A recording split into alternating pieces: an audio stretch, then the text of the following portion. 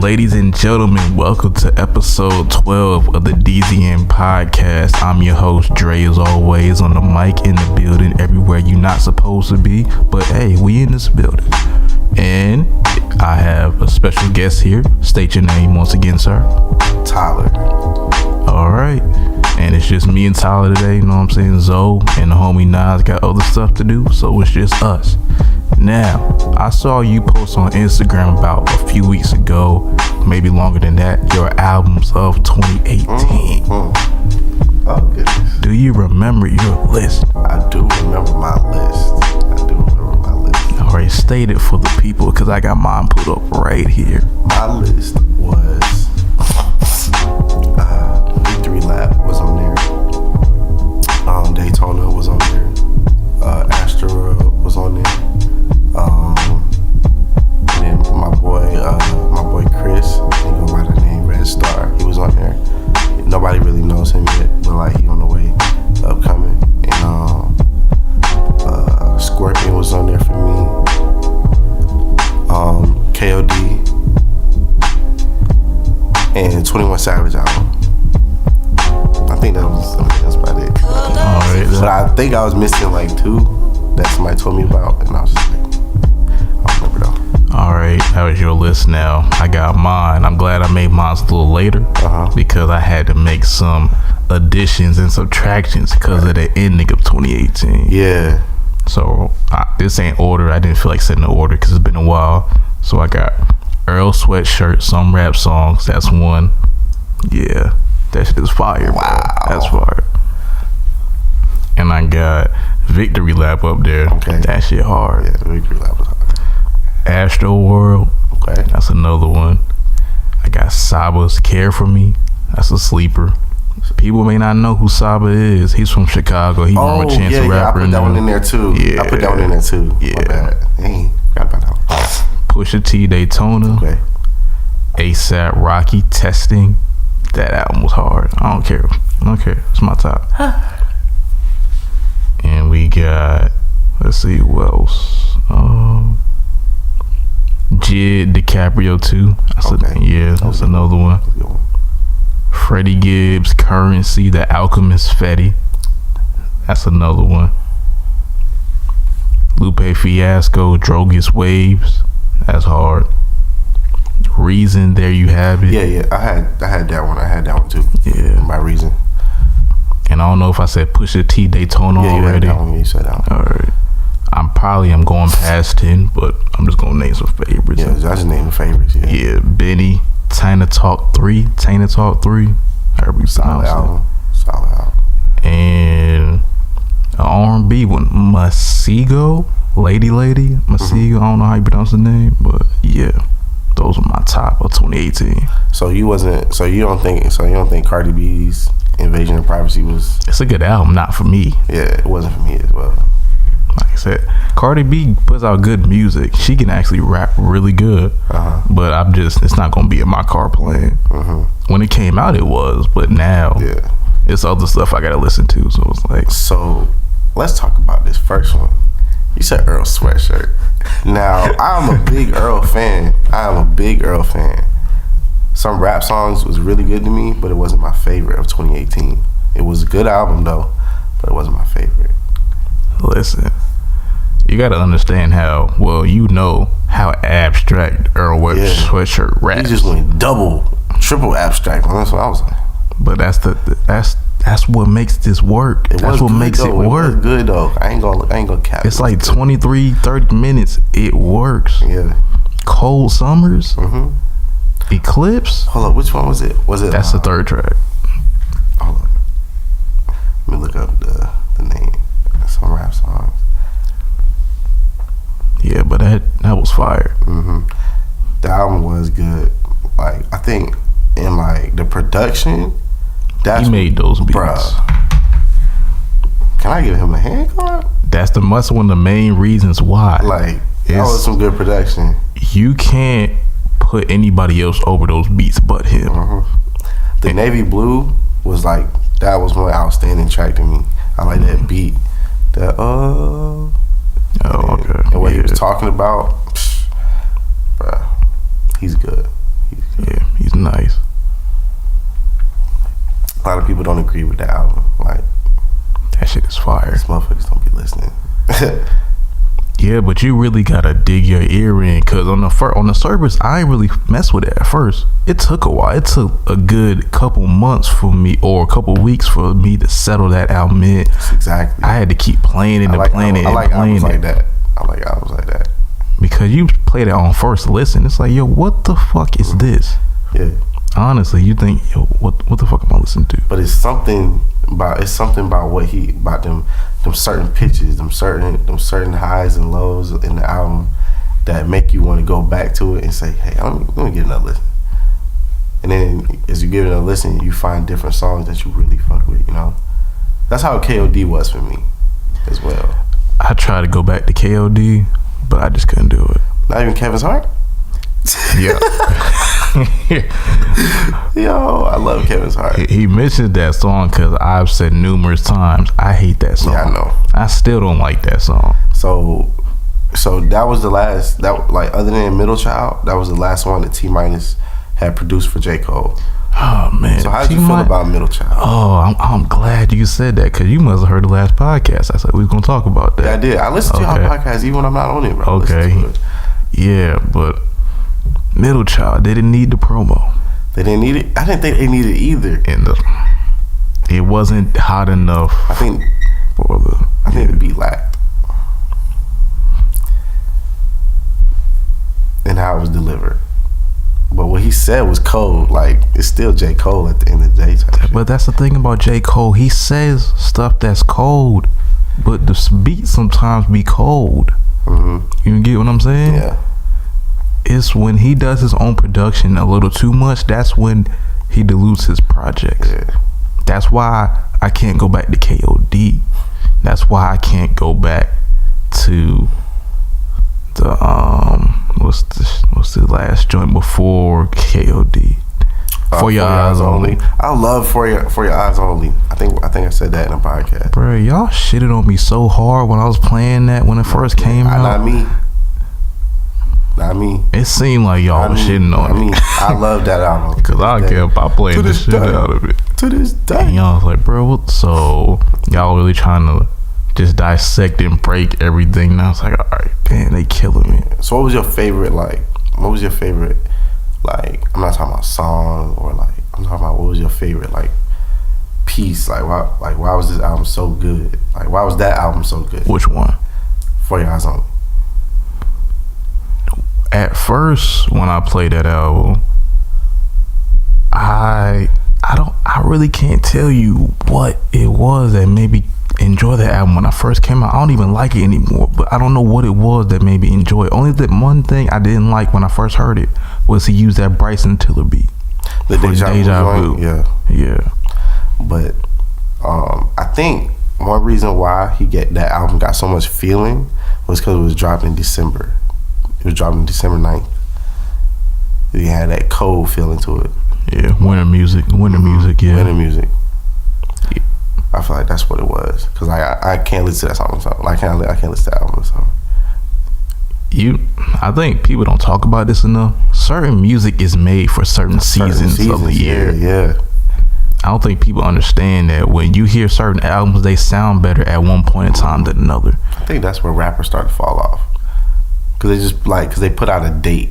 They just put out I'm done with the album. Let me put it out in December. You make hype music in the cold? What? That ain't gonna work. That's because they have a label. Yeah. And you have people behind you that's telling you things that you don't know about. They say, hey, it's good to put it out here next to this artist or that artist, or this time nobody else is coming out. Some projects really don't deserve to come out at certain times of the year because it will do better or worse. So you have to strategize in your marketing plan. Okay. We're gonna put it out this date at this time with this single with this press run, with this cover art, and all that jazz. Yeah. Understandable. It's a lot more to put out a project than just making the music. Just make it. As simple as it may seem, I'm just gonna throw this out there.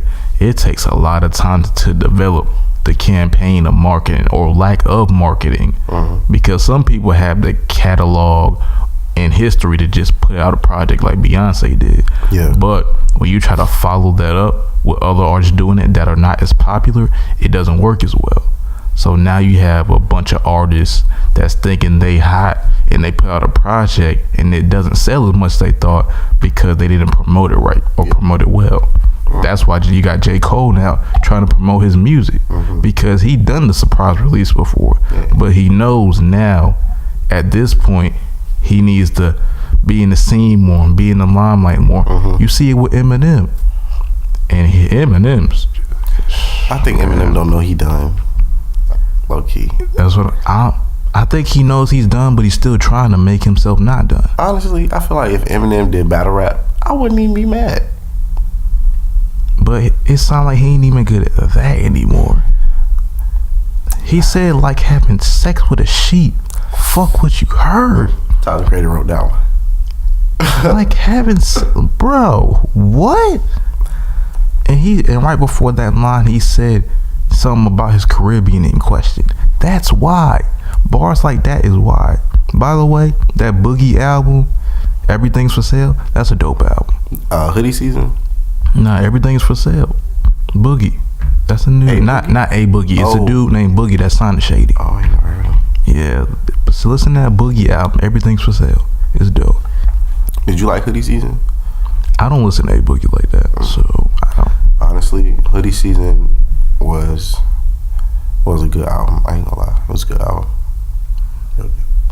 Hey, that's the new joint he put out, right? Okay.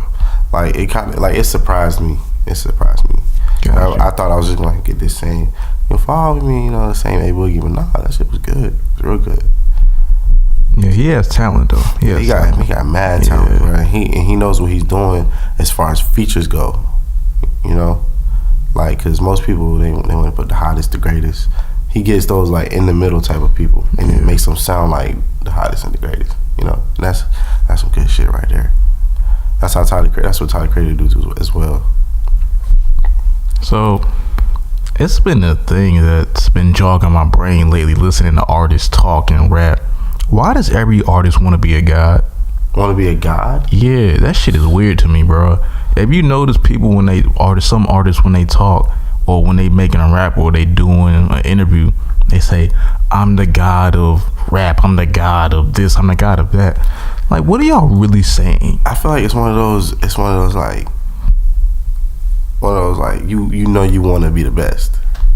Like, let's be honest, bro. Like, even in basketball, you want to be the best. You want to be the best. So of course they're gonna uplift themselves so they can be the best. I feel like that's why. Like, it's like I want to be the best. And plus, rap is on a pedestal right now. Like, rap is over everything. Yeah, I get what you're saying. Sort of like rap is up there. Yeah, but it's to the point where it's everybody trying to say they God. It may mean something little more than them just saying I'm a god to say they're the best. It may be a deeper meaning to that they might not say to the people, but if you dig into it and try to find out, they really aligned or saying they're a part of something else besides just what they're talking about. Do you think that has something to do with why Kanye said slavery was a choice? Well, that could be.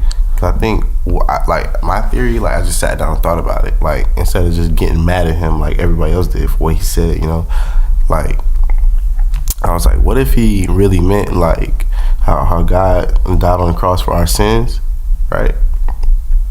And he's a God now, right? And so that happened, and he was like, slavery was a choice. He's like saying, like, you had a choice to fight and, risk your life for the future, like God did. So all y'all had a chance to be gods, I think that's how he was trying to say it, but I don't know. It's just a theory. That could be, but I don't think he was trying to say that. I think him saying slavery was a choice is saying that when you choose for somebody to beat on you and not defend yourself, and you not fight back, that's a choice. But him saying slavery was a choice is stupid because they didn't have a choice. They didn't have resources and weapons to fight back. You getting beat up every day, getting called nigger every day, not nigger every day. Your wife getting raped. You as a man might be getting raped. Yeah. Your masculinity is tested, and they messing up your family, your children, and all of that. That's not a choice you can easily say, oh, I'm about to kill him. No, because they're going to kill you first. That's why when people say stuff like that, it really makes you question, what are they really thinking about? What do they really care about? So it's really just a lot going on with that. Yeah, man. That stuff like that is just weird to me, bro. It's weird. But then again, it goes back to something else I was thinking about this past few weeks. You can't believe what anybody says anymore. You can't. Especially celebrities. Especially celebrities. Big liars, bro. Big liars. But you think a kid's looking up to these people every day, every hour. They really believe that what they say is green, is good, is right. Yeah. But when you grow up, you start to realize you've been lied to your whole life. Yeah, bro. From everybody and everything that you do. Exactly. So I understand why some people don't believe in religion or believe in God. Because it's been a lot to you from the start. You grow up, one of the first things you learn, Santa Claus and the dentist tooth fairy is fake. Right. That's the first few things you learn that's false.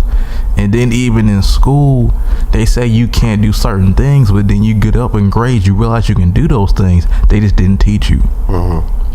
And you learn, and they say that, and they like to value art and music is a lower thing in education, which is stupid because that's when people use their creativity the most and use their other part of their brain, and that's what makes them smarter in the classroom and better human beings in general.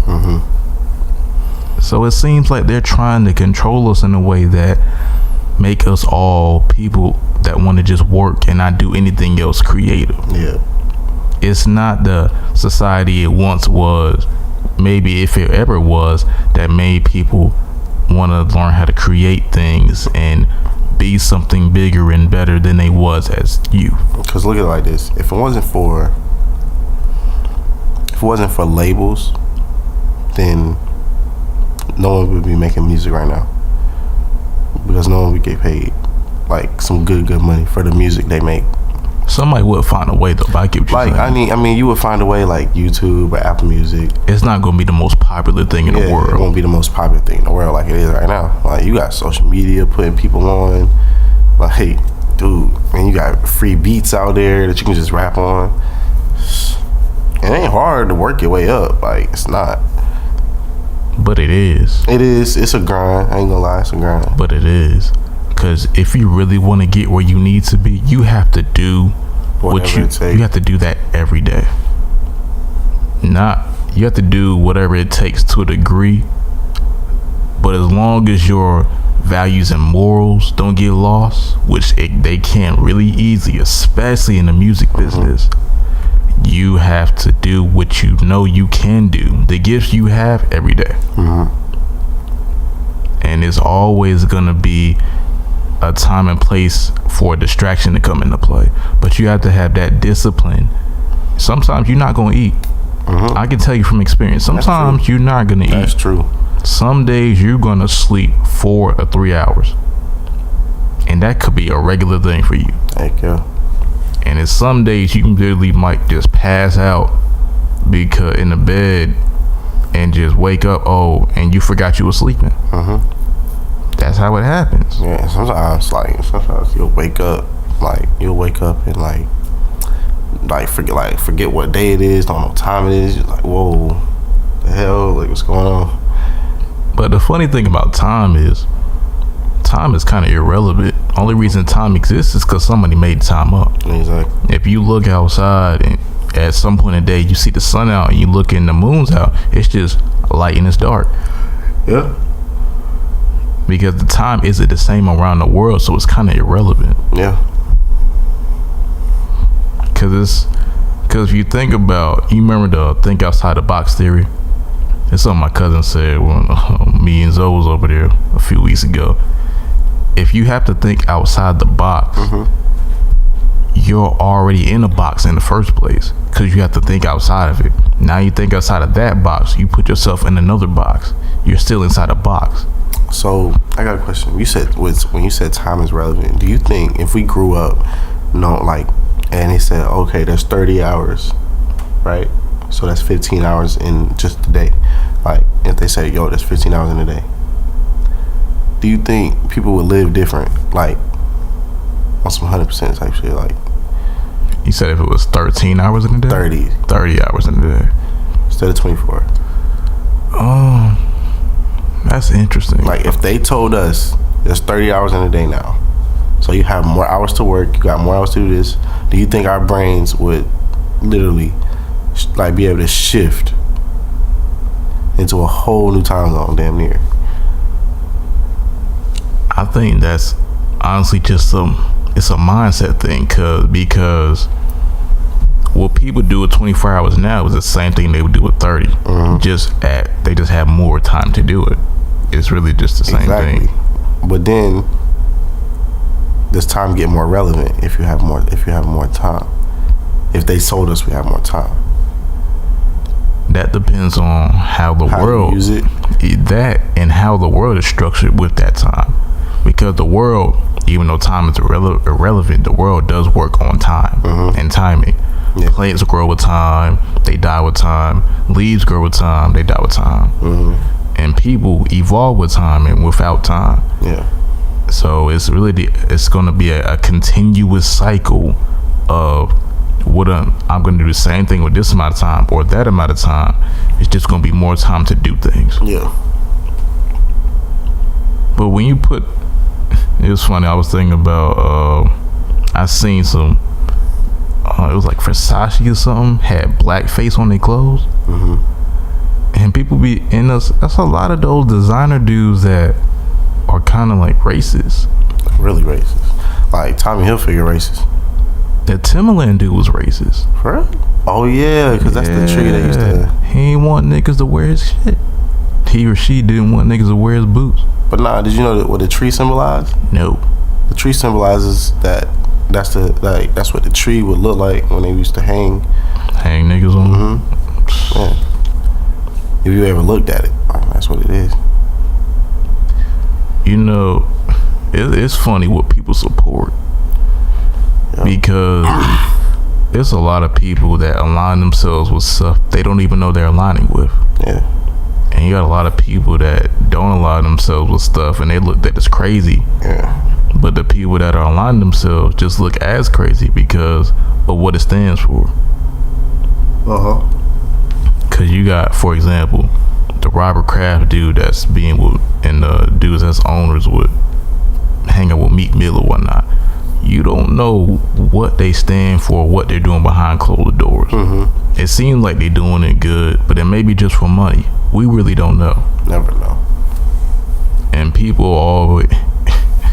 And you know how many like rappers was at the Super Bowl and shit that say they align with like Kaepernick and whatnot? How many?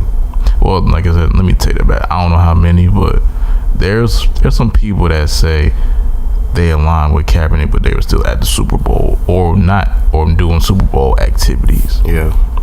So it kind of questions: do you really support somebody, or are you just trying to get your bag?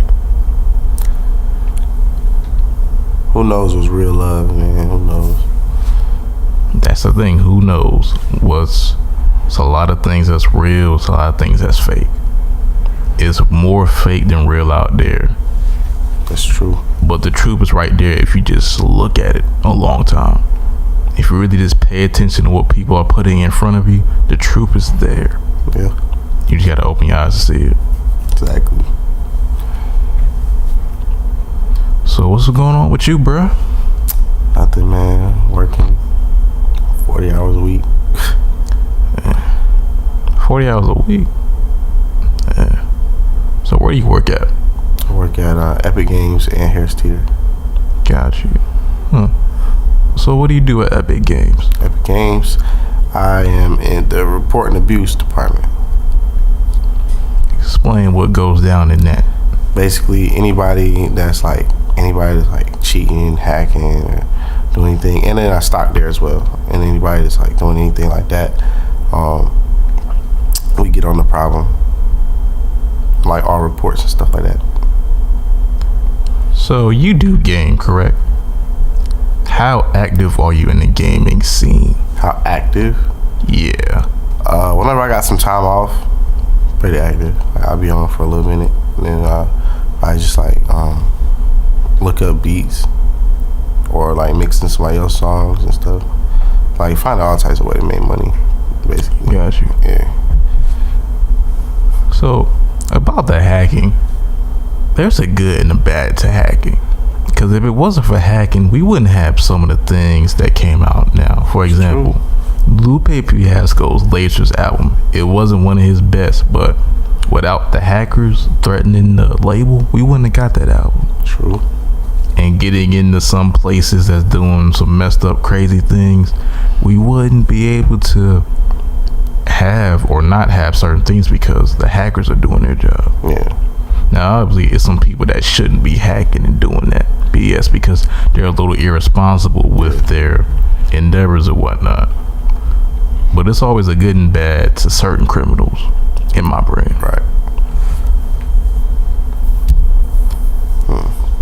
So, what is your gaming history? My gaming history starts back when I got my first like game was probably the Game Boy. That was the first game I ever had, and then I had a GameCube. And from GameCube, I had a PS2, and from there I got an Xbox. Worst decision of my life, and then I got P4. So what are some of your favorite games of all time? Of all time? Okay. Now let me be honest. I don't like when people ask this question to other people and then they like to say like some old ass games. Let's be honest, bro. Them games ain't beating the games now. Maybe back then it was fun, you know, but like my top games would have to be. It's this one game called Beyond Two Souls. Oh, yeah. You know that game? Yeah. It's like a decision making game. That joint, I like that. And then I have to put. What's another one? It was this soccer game I used to play. I do not remember what it's called. But you do some crazy ass moves. That game, and then I have to put Tekken 3 and 4 to be exact, and what's that game called? It's where you had all the rappers and you can fight. Def Jam. Yes, bro. Def Jam. Yeah, that shit was fire. That's a legendary game right there. Yeah. Like I said, some of mine were NBA Street, of course. Mm-hmm. Got an NBA Street, a classic basketball game. I even like NBA Ballers. Mm-hmm. Did you ever play the And One game that came out? Hell yeah. Yeah, that joint was fire. Oh yeah, and Mario Kart. I like Mario Kart. Yeah. And then Smash Bros. Go ahead. Yeah. But I grew up basically a sports gamer. I played a few shooters growing up, but I was trash in a few fighting games, but I was trash. My cousins was always beating me up. And I was always getting mad. Damn. So, yeah. Except a few of my favorite shooters was Killzone 2. Mm-hmm. That's a favorite of mine. And the Soul Calibur series, anybody played that? Soul Calibur. That was lit. I remember that one. Yeah. And, of course, Call of Duty Modern Warfare 2. What? Yeah. Wow. All the cars. You put that one in there. That's crazy. Yeah, that's one of my favorites. Because that was the moment when I got in and I was... He was kind of good. Classified a gamer. I was the most trash 10th prestige guy. Oh, but I got a legit though. I got my negative legit. Every game. Oh God. Yeah, my KD was probably point. It got to because I got nice after I got up there. My KD's probably 0.92, 0.93. Yeah. Okay, that's not that bad. Yeah, but when I first started, I was trash. I used to nuke boost because I sucked. I couldn't get a nuke. No. Cause I wanted the emblem so bad, bro. So I still haven't hit a nuke yet. I think I can if I really try. But other than that, yeah, I got some legit ones. But the first nuke emblem I had the nuke boost, bro. Mm-hmm. Yeah, bro. That's the only game. BO4 is the only Black Ops or Call of Duty I ever took serious. That's all. All right, we're gonna take a quick intermission right quick. Welcome back to the DZN podcast. And there's something I just been thinking about once again.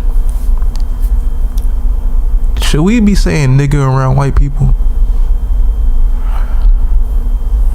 I think we can say it around them, but we shouldn't say it to them. You know what I'm saying? If we see somebody, we should be like, "What's good, my nigga?" Like, no, don't do that, because then they feel obligated that they can, even though but I do agree. Like, we probably shouldn't say it around them, because you know how energy travels and stuff. Mm-hmm. When you hear something enough, you're gonna want to say it and you're gonna want to do it. Yeah, it's when you hang around people that do certain things you're not normally do for a while. You start acting like them. Mm-hmm. So if they hang around a black person saying nigga a lot, they're gonna say nigga one day. That's how Hispanics are. Yeah, but we let them slide because they look like us.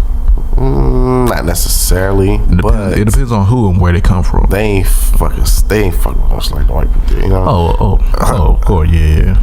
We know we're the most hated race in life. We know that. Yeah, but I do agree. We probably shouldn't say it around them. Just cause it's like, nah. Cause I mean, I don't know. Cause like when you said, if you say it around them, they probably gonna go and say it. You know, like that's how my mom was with me. She would curse around me. So it won't after a while. So I was in 3rd grade. So I'm gonna fuck you up. Like, right. So it's basically just watch out what you say around who you're being around, because it can really have an effect that you may not realize until it happens. Yeah. Then that white person say nigga, you like, man, what the fuck? Yeah. How mad can you really get when you say it around them 24/7? Yeah. That's kind of contradicting yourself. Yeah, especially when like that's your friend.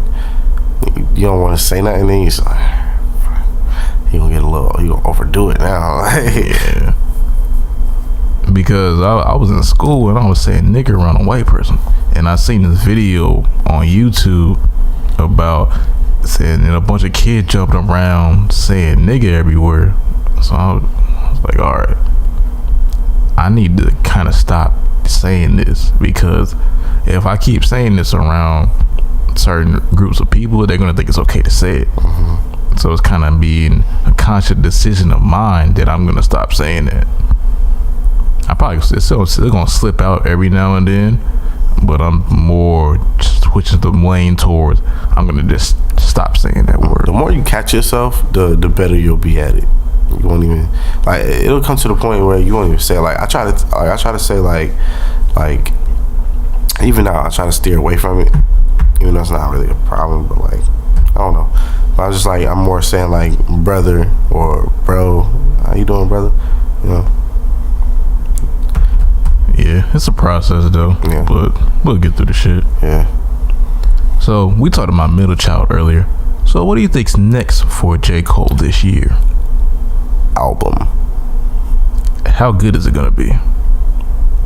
Great. I hope so. I think this is a comeback album. He needs it. I think he about to go crazy on this album, bro. He better. I feel like J. Cole, like, he the only one that seems like he will never ever run out of words to say. The problem is the instrumentation behind it doesn't match up all the time. Yeah, let's just hope he don't like. I liked KOD, but it's just I feel like later on I won't come back to it. Maybe I will, because I'm not there yet. But like I still listen to it every now and then. But J. Cole. If you want to hop on a Metro beat, that's fine. Weezy out of here got beats. Like, come on, bro. You know, like, and if you can hit up some of these producers, you can probably like kind of like see where they at with their beats. Like, maybe they just don't make those type of beats. Maybe they got other beats in the store. You know what I'm saying?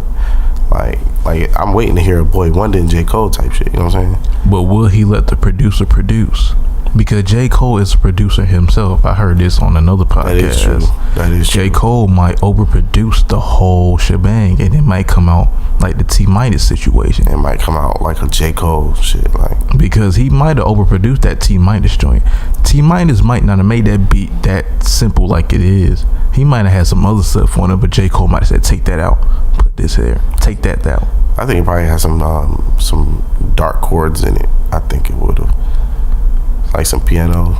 Yeah, some dark chords. I only heard that song like a good 3 times, so I can't tell you. I can't listen to it. I can't listen to it a lot either. I feel like I can take my message with it, and I can remember your words, and that's it. Like, I can do without that beat. I can do without the delivery. That hook need to get up out of there, man. He need a vocalist for that. Like, that was like so Santa Claus Christmas type shit. I just poured something in my cup. Oh, that cringed me so hard. I needed something I could feel. That just cringed me. Like, what, bro? I was like, J. Cole, no. What? So if you don't get Young Thug out your studio, he's conforming, bro. The one that says he's not conforming, he's conforming. You think he biting? He's conforming. You heard it on the hook. You heard it in KOD. He's conforming, bro. Niggas counting me out, counting my bullets on my clips. He's conforming, bro. He's poking his head on social media. He's conforming. Yeah. It's sad, but it's true.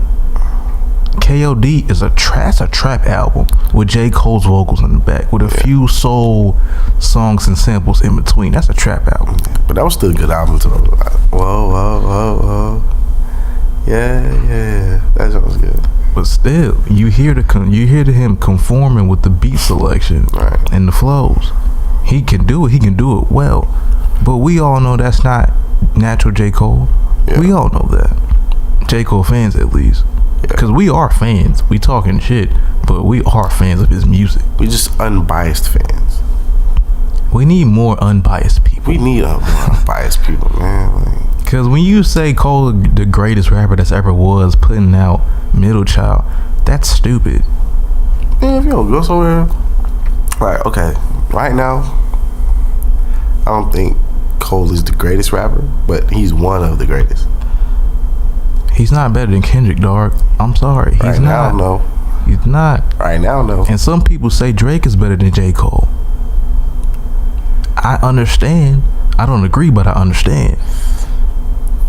Career-wise? I don't agree, but I understand. I don't agree either, but I do understand.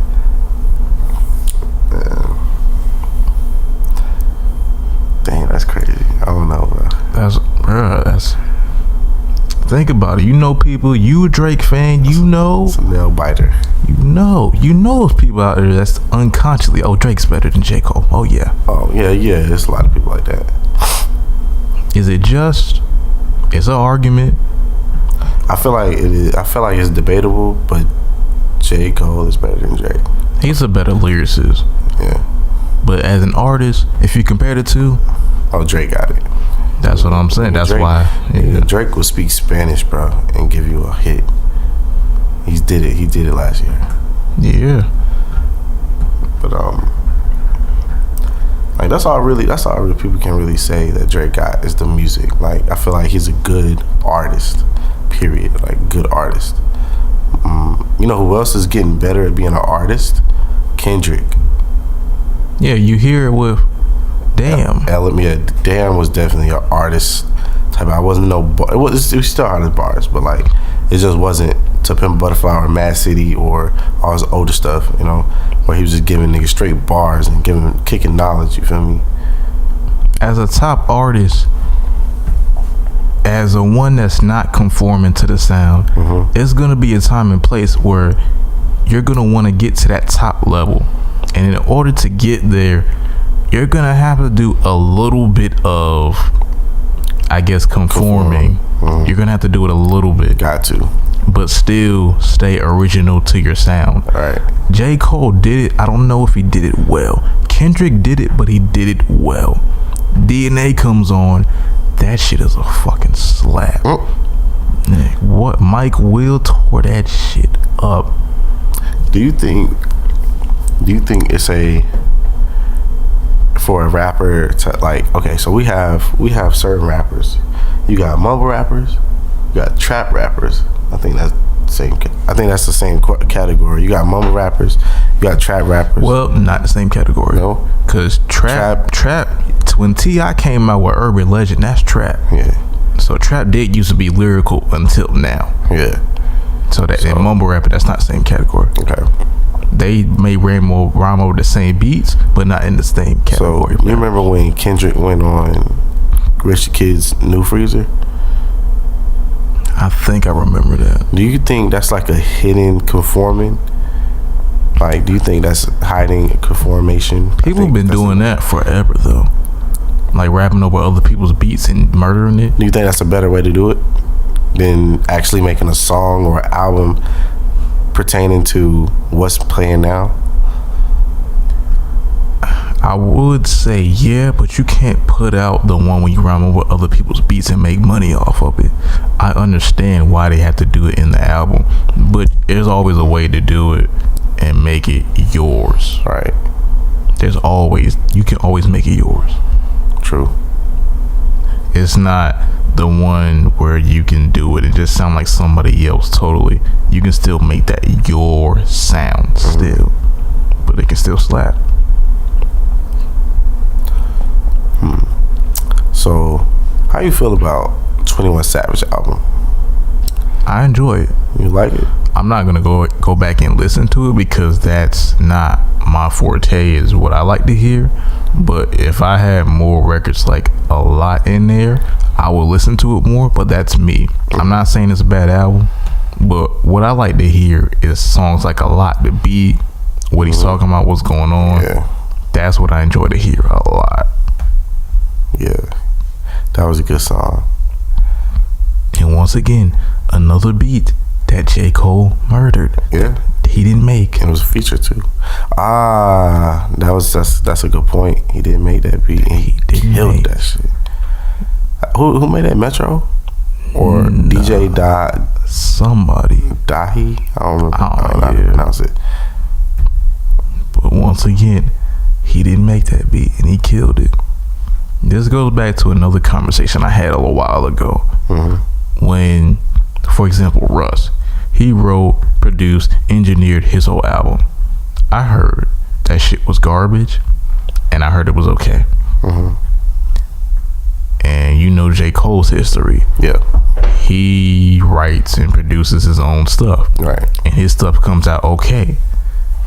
Now, when you have to dig in and do everything, something's gonna suffer.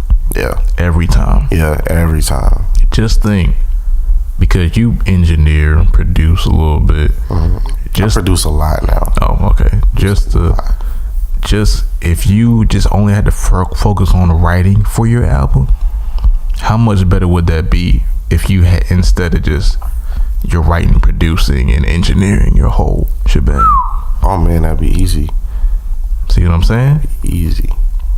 But the catch-22 to that is, that's more money you gotta pay people.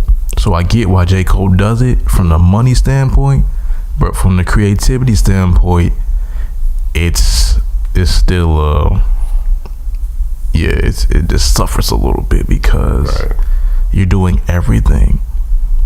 And as they say, once you do everything, there's nothing you're doing well. Yeah.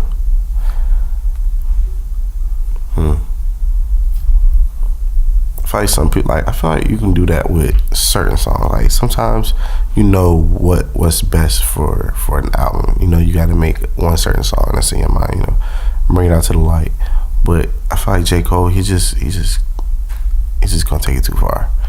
I feel like he ain't got nobody in the studio keeping it real. Like, hey, bro, you gotta reach out. You know, like plenty of producers out here, plenty. that's what happens when you have yes men around you. Mm-hmm. You don't have the other input of maybe you need to do this. You need to go out, see this producer, collab with this artist. Yeah. Because he probably talks to a bunch of these dudes. They just don't do songs together. Until now. J. Cole on the 21 Savage project, you would have never heard that shit a good 2-3 years ago. You'll never see that again, though, probably. We don't know. And speaking of 21 Savage, how many people actually picked up that he actually is from the UK? I mean, he was born in the UK, but I think when he was 5 months old, he moved to Atlanta.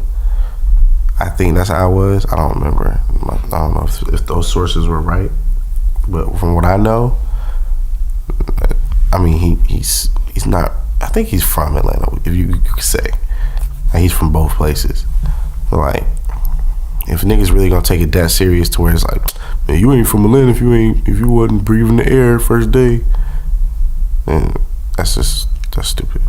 But he does seem legit in that he's kind of from Atlanta. Yeah, like, that man got a whole Atlanta accent. That man has a whole Atlanta accent. But he does have UK roots, though. You can hear. Yeah. If you see his mom, if you start talking. Yeah, his mom was straight UK, boy. Yeah, I heard his mom talk straight UK. And sometimes when 21 Savage talks, he may have some of that in there. Yeah. Very rare. But like when he tries to talk proper, you can hear it. Yeah. But regularly, he really talks like he's from really Atlanta. Talk to me like, yeah. I feel like ain't nobody gonna really knock him. I'm not about to question a dude who got a tattoo of a knife on the middle of his forehead. Man, I'm good. I don't even like. So 21 Savage, I feel like, bro, and like, one thing I don't like is that the internet is making memes about this. That shit ain't funny. Like, he just got taken away from his family. Shout out to Demi Lovato. Exactly.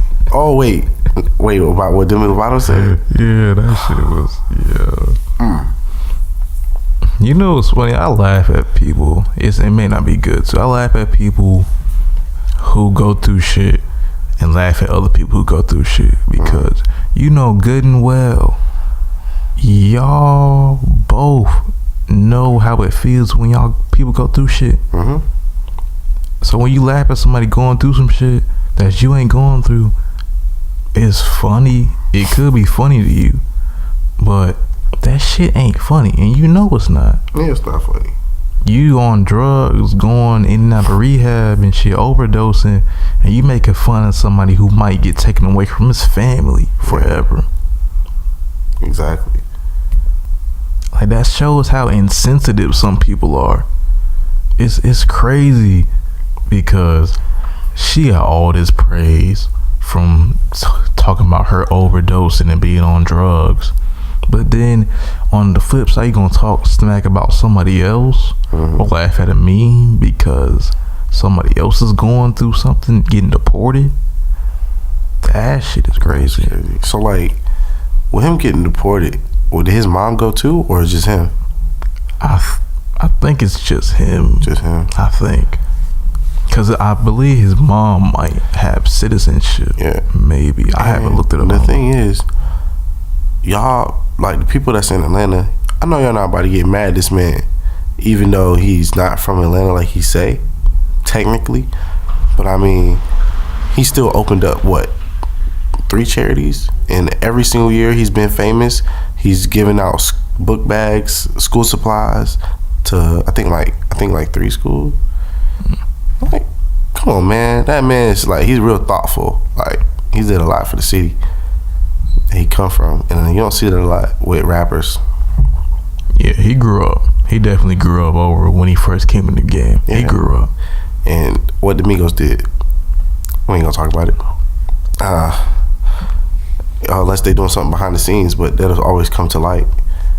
Like what Chance the Rapper did, he sent like $1 million to a school, I think it was. When it comes to comparing rappers to charity, I don't think nobody compares a Chance the Rapper because he's just a different type of dude. Yeah, that man is all into the Bible these days. Like he goes, like I actually be watching his live stream. Like he'll live stream on Instagram, and he'll read a Bible scripture and then talk about it. It's interesting where he came from, like the acid rap days. The acid rap days where he was doing all them drugs and stuff. And still, that shit was ill though. You think his music suffered when he got woke? No, I don't. I like even if he was to still be on his acid rap stuff, I still would like Chance the Rapper either way. So what's better, coloring book or acid rap? Coloring book or acid rap? Which one? We can't ask that question though. Yes, we can, we bro. Can't answer that question. Yeah, what do you mean we can't answer that question? I don't think there's an answer to that question. You know what's the answer to that question. I have to say acid rap. Exactly my point. Because that was him at his most realest point. But exactly my point though. You think when people get religious and woke, do their music suffer? It didn't suffer though. Like when you say it suffers, do you mean like let me change, suffers in a bad way or a good way? Let me change the argument. Is it as good as it was before? Let me say that. I think it's still good. But is it better than acid rap? It's not better. Okay, let me see. Coloring book was better for him. For his people, maybe not. But for him, he was enlightened by it, you know. Well, okay, better human. I'm talking about music. I'm talking about music at this point. Okay. Now, I'm not talking about personal stuff. I'm talking about music. All right. Which music sounded better, acid rap or coloring book? I would say acid rap because that was him at his realest point. Because you know when they say when you drugged up, you telling the truth. Like you telling the truth, nothing but the truth. So that's why I say that he was at his realest point. And plus, you can hear it. He was at his realest point. And I feel like coloring book. I feel like he's just had that. I feel like that's not Chance the Rapper. That's Chance. Like, oh, that's Chancellor Bennett. That's Chancellor Bennett. Yep. Chancellor Bennett and Clarence parents have a real good marriage. That's who that is. That's who that is right there. That's who that is. Oh shit. But you never think about that with artists though. When they change from being immature to mature, or unenlightened to enlightened, does the music get better or worse? Or is it situational? I think when people get enlightened, what's his name? He does YouTube now, but he made this one song. I forgot what it was. I have to ask my uncle, and we can talk about it another time. But he was a really good singer. He was into the girls. He had a nice house and all that. And then he said he came to God. You know, he got enlightened and lost all his stuff. Basically, he's not singing no more. And he's on YouTube now. He has a YouTube channel, and I don't remember what it's called. I don't remember what it's called. Dang. But I feel like your music does suffer, but maybe it's for the good. But you never know. Just like it's a very old example: Murder Bass versus Pastor Mace. Who made better music? It's an old example, but that's like the coloring book and the acid rap thing again. Like that's basically what that is. In another version, like in another way. It's like so it's Harlem World versus Welcome Back. What's the better album? You said it's what? It's like Harlem World versus Welcome Back. What's the better album? We know the answer. You see what I'm saying, bro? Harlem World is better than Welcome Back. It's true. Damn. Harlem World was better. This is why I'm saying this argument here. Like had he dropped Welcome Back and then Harlem World. Duh. But the Welcome Back came from enlightenment. Yeah. So Welcome Back doesn't happen first. Yeah, but I'm just saying, like, had it been like that, that wouldn't make sense. It wouldn't make sense, but had it been like that, like, it'd just be on some different shit. Like, then people would look at him different. Like, oh shit. he's going from Welcome Back to 24 Hours to Live. Like, bruh. Like, I want to try some shit like that. Like I want to do a social experiment like that. Like, okay, I want to make a guy. Like, say somebody did this. They made an album, right? Made a whole album, and then they would get enlightened before they dropped the first. They would get enlightened before they would drop the first one, and then they would drop the enlightened album. Then they would drop the first album they had. What do you think people would think about that? Like right after, man, this was in me all along. Like, I've been did this. People would be. It depends on the instrumentation and how it's said. Yeah. Because people could either be confused, they would be argumentative, they would be angry, yeah, or they could be really happy. Yeah. But I feel like if it's done a way like you said it's a lot of people going to be in the confused range because they're going to be thinking, okay, he came out with the enlightened album first, then he came out with the I was on my ratchet stuff. What the? It's kind of like, what the fuck is going on? Yeah. It's like, what the hell? So then do you think he would have went downhill? Do you think that's a downhill for him or uphill? Who, Mace? No, as if it was to be like that. Oh, it just depends on how it sounds, honestly.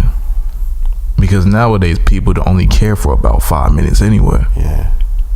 Spit a sentence, then the world will get rid of y'all.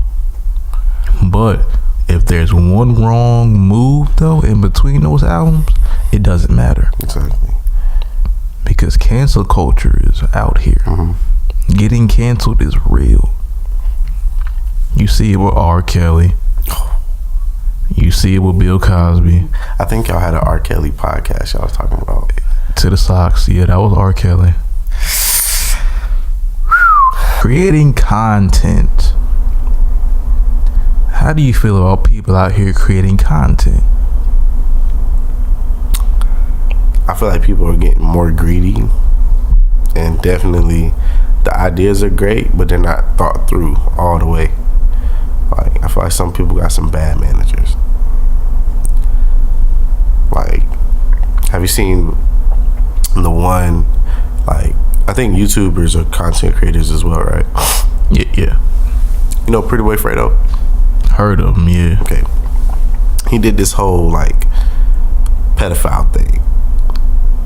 And before I get into it all the way, I'm gonna say, if they tell you go to a zoo, right? They tell you if you put your hand in the cage, the lion gonna bite you. You're not gonna put your hand in the cage, right? Because you know what the lion capable of. Now, with that being said, Fredo would set up grown men who are pedophiles, set them up, and basically have a girl or a girl he knows go in the hotel with this man, right? And he'll be in the hotel, like inside, like anywhere, I guess.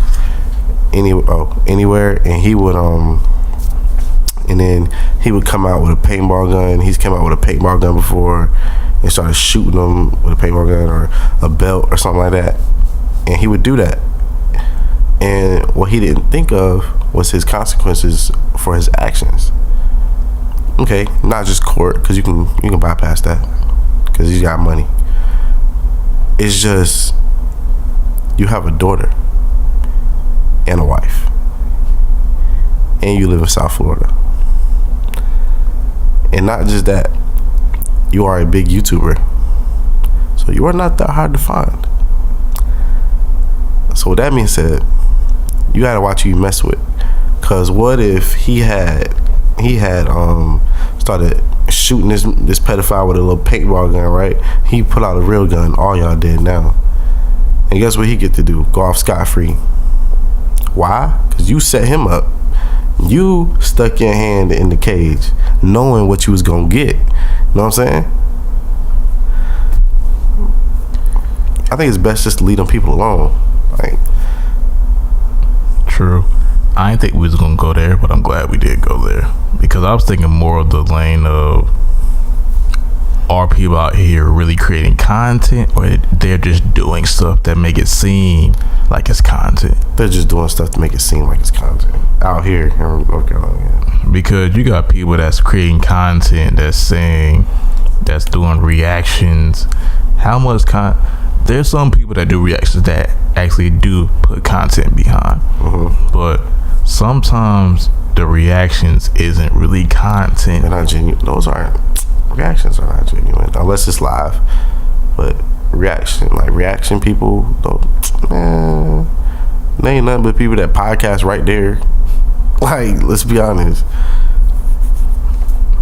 Yeah, but some people do that and say that's creating content. That's not creating content. And people will do the prank videos. In my opinion, that's not good content. The pranks. So, what do you think about relationship channels? Relationship channels, they're actually really good for marketing. Those are really good for that. Like, you can, I don't know, bro. They're really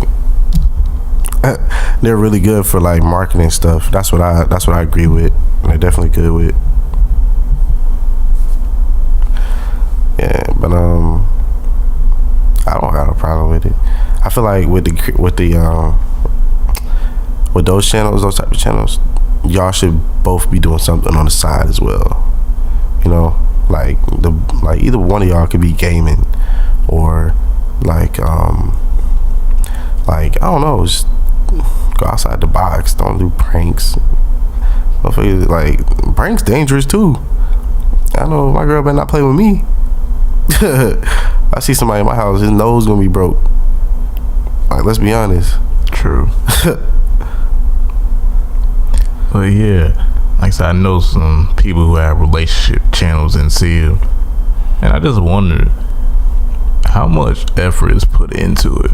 It's just a thought, because if I was in a relationship, I wouldn't want to have a relationship channel. That's me though. And I get doing activities and it's fun and all that. That's cool. But I just don't see for me, the thrill of it.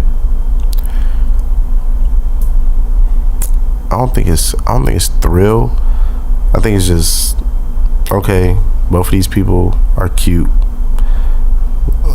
quotation marks.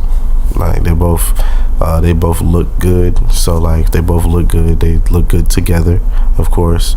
So I don't know. I think it's like a mindset type of thing. I don't know why people like watching it. But I know one thing, they do like the drama. People love the drama. That's where it gets messy at, man. Because you doing all your relationship, that's hard work in itself. And then you're filming videos together and have a channel together. That may not always work. Yeah. That may not always last. And now you gotta break up, but now you gotta break up the channel and the subscribers and your following.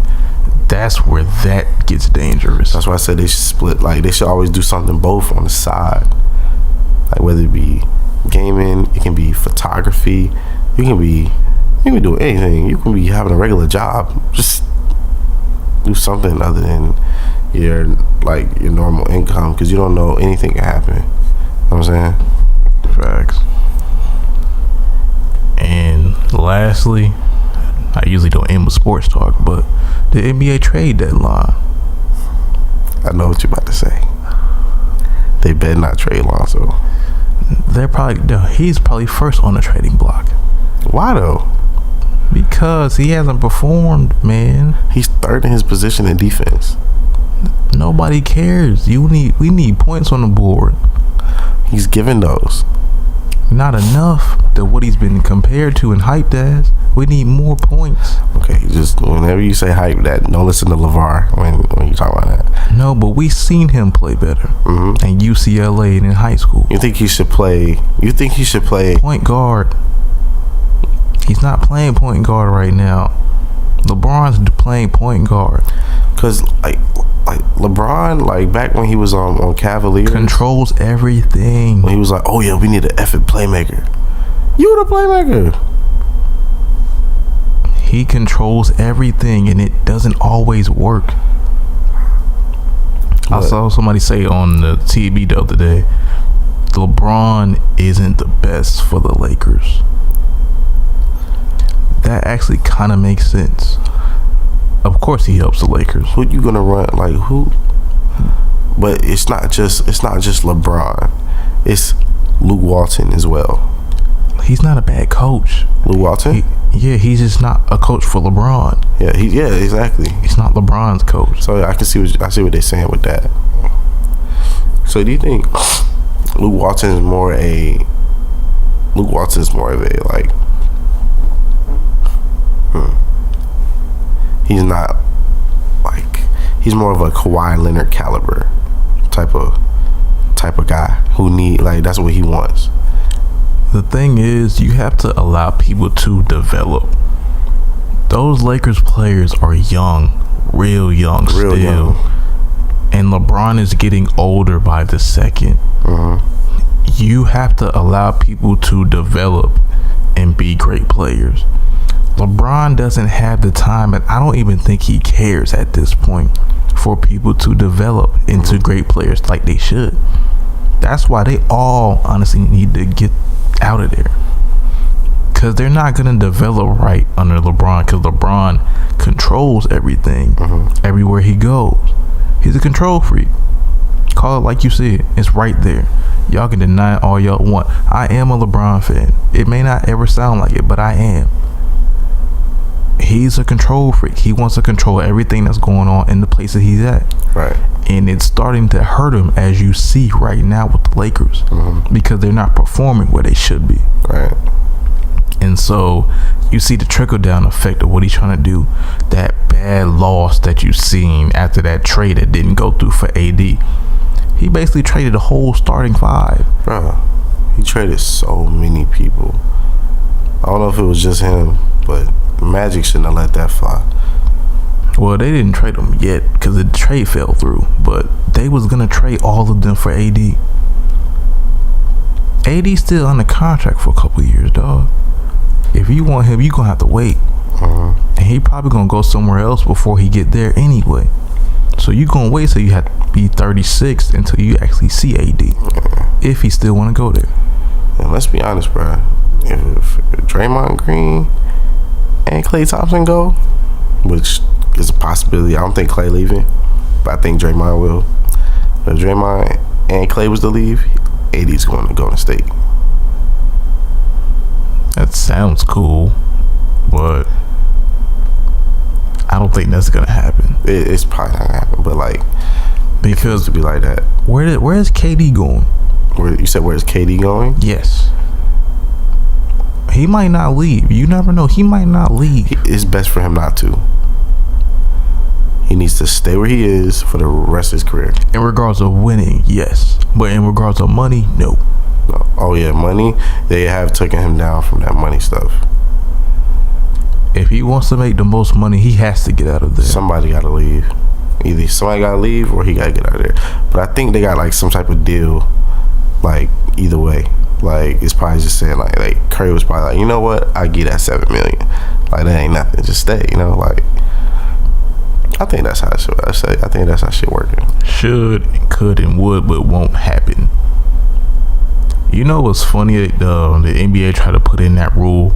They give these max players that super max that make them stay, and that shit is backfired. Ever since they put that rule in, more stars been leaving teams. Like, I don't know what happened. And look at John Wall right now. He signed that super max, and where is he at? At his crib, tearing his Achilles. And you know what's funny about John Wall? I seen the video of this medical dude on YouTube that injury he was getting surgery on makes you more prone to having Achilles injuries. And ironically, right after I watched that video, about a few days later, I hear he slips and falls at the crib and tears Achilles. That's interesting. And Mr. Porzingis going to Dallas. Wait, who'd they trade for? They traded him for Dennis Smith. Who else? Damn. Wesley Matthews and a few other people. So looks like Dallas Mavericks. Well, Yeah, I think they did that because they put a lot of trust in Luke Doncic. Dennis Smith and Luka Doncic don't pair well together. They don't, because they're both dominant players of the ball, and Luka's just better than Dennis Smith. Let's keep it real. He is. Yes, Luka is nasty. He is low key. He is high key nasty. He's fucking nasty. I ain't gonna lie. Way better than Dennis Smith. I'm sorry. He's a native, but Luka is nice. Let me put it this way: who you got on a 1-on-1? Between them two, I'm taking Luka. Smith is more athletic, but Luka's a better player. I don't know. I think Dennis got that, bro. Luka's a better. Just because he's faster. Like, we know what Dennis Smith is capable of. He just can't get that off. I don't know why. Like, what's up with that? Well, Luka, you see what he's capable of, and he has more to grow. Mm-hmm. That's what's scary about him. And he's 20-something, right? He's not 20 yet. I think he's still 19. On what? Like, right now, I think he's still 19. Yeah, Luka is young. And the crazy thing is, he's paired up with Porzingis now. To have the overseas duo, it's about to be over. He's 19. Yes, he's 19. I'm older than this man. Exactly. What? We're both older than him. Yes. What? Oh my God. And he dropping off in the NBA? It's because he been playing professional in the EuroLeague since Luka. About 13. Drake. What? Alright. Last topic. Is life really that hard? Yes and no. Yes and no. Explain. Because I feel like people are so quick to say, because I know this from experience, people are quick to say life is hard because they know, because like when you start breaking it down, what you got to do to get where you want to go, that's when you're like, damn, life is hard. But once you start doing it, it's not really that bad. You just got to do it. You gotta get in that mindset. Like, all right, bro. Don't think about the end. Think about now. You gotta think about now, and then once you think about now, then you can get to where you want to go way faster. You know what I'm saying? Yeah. What you think? Life isn't hard when you understand what life is. Mm-hmm. Life is, you're put here for a reason. Yeah. You have to find out that reason. And when you find out that reason, you just keep doing what you got to do to fulfill the reason you're here. Yeah. Now, there's a bunch of other things that are going to get in the way of that. However, as long as you have the mental and physical upbringing and balance and status to be able to fulfill that, yeah, you'll be all right. Mm-hmm. But I think a lot of people will say life is hard is because they make it hard. Yeah. People make themselves not able to do certain things. Yeah. Say, I want to get healthier. Get a damn gym membership. I can't afford a gym membership. Look up some workouts on YouTube and work out in the house. Exactly. I don't want to work out in the house. Get your ass up out the damn bed. Exactly. It's really that simple. Yeah. I want to eat healthier. Stop buying sweets. Oh, it's too tempting. I want to eat sweets and cereal all day. Stop buying that shit. Yeah. I can't afford healthy food. Healthy food don't cost much if you look for it in the right places. Healthy food don't cost much unless you only get healthy food. I feel like you gotta really train your body though with healthy food. It's a mental thing. Yeah. It's a mind thing. Mm-hmm. The body follows what the mind says to do. Yeah. So you think like let's say I know when I got money in my bank account, I tend to be like, oh yeah, I got it. Like, I'm quick to say I got it because I do have it, but like I forget about my responsibilities. I don't be saying none of that shit. See, no, I'm not saying like in my head, like I'm just like, okay, I'm like shopping, right? And I'm just like, oh, I got it. And then that's when I'm just like, I want to buy it now because I do got it. Yeah, there's the difference between you and me is I don't buy shit. Yeah, I'm done now. I don't, like, you listen, I used to buy shit where I've always been kind of cheap anyway. So I've been good with money for a while. Yeah. But it's been points where I splurged on shit I may have didn't need it. It happens. Like kicks and other stuff. But nowadays, I buy stuff I need. Long term. Like this new setup here, I bought all this. All this, the computer, the mixer, the damn cloud lifter, the microphones, stands, pop filters. I bought all this. I'm in a little bit of debt because I have this because it's on the credit, but I'm paying it off as I go, and I know I can pay it off because I know certain money's coming in. You got income, yeah. So it's really about management. Yeah.